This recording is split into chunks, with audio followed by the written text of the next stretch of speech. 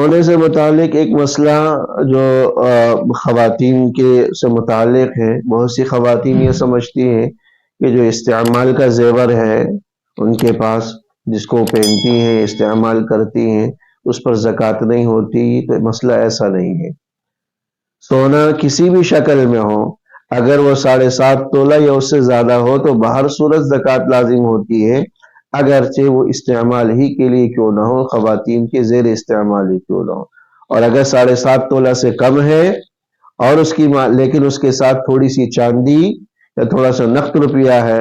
اور اس کی مالیت 52.5 تولہ چاندی کی قیمت کو پہنچ رہی ہے تو پھر بھی زکوٰۃ لازم ہے۔ اگر سونا 7.5 تولہ سے کم ہے